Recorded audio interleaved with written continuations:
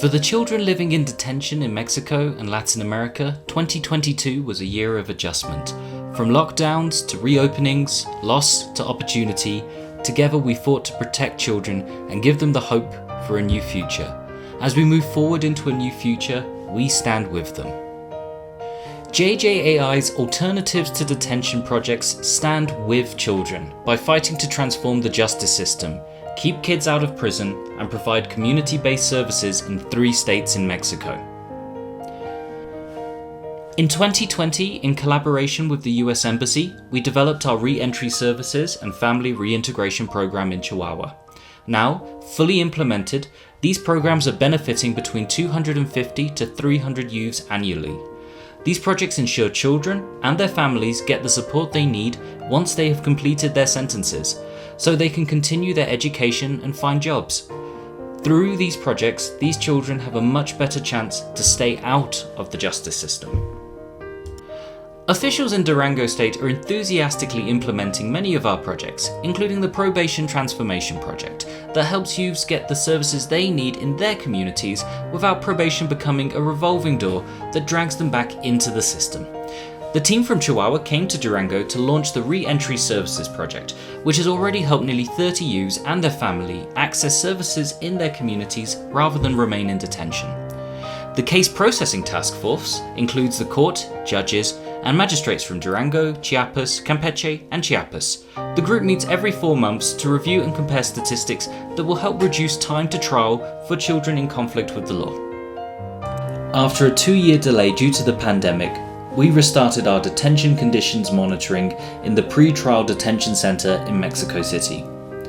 Our goal is to improve conditions in confinement, which will impact approximately 186 children per year in this detention center, with the additional 4 centers in Mexico City to begin the same improvement process with us next year.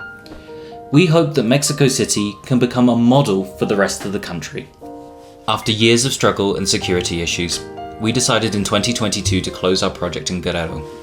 We were able to implement our pre-trial screening instrument to ensure low-risk youth stay in their communities, and we provided support to over 220 youth as part of our Mobilize and Empower project. In the state of Chiapas, at the invitation of the state judiciary, we conducted a study to assess the viability of implementing our projects. In 2022, our team presented the results and recommendations. The state government is now deciding how they want to collaborate with us in the future. JJAI's Mobilize and Empower project stands with children by reuniting them with parents and mobilizing volunteers, churches, and communities that support children in detention. Through our Mobilize and Empower projects, we were able to provide assistance to 445 children through family reunifications, family committees, workshops, classes, and in-kind donations.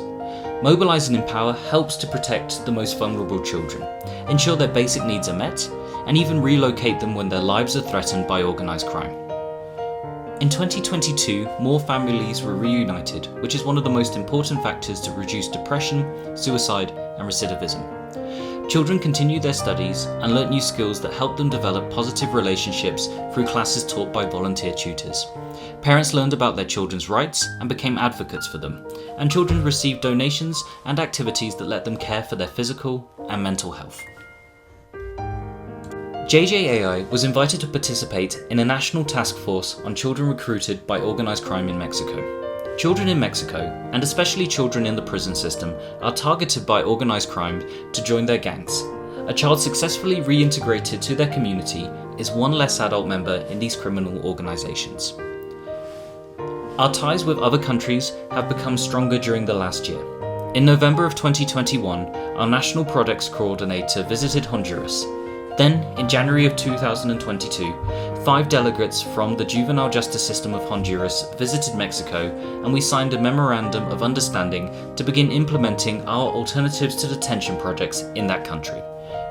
Sarahi Martinez also participated in the World Congress on Justice with Children, presenting JJAI's study, Responses from the Justice Systems in Latin America during the COVID-19 pandemic, exposing the failures of youth justice systems to protect children during the pandemic. As a JJAI partner and supporter, without your help, none of these projects could have been possible. Thank you for being an ally to imprisoned children and providing them the possibility of a childhood and a future. Together, we stand with them.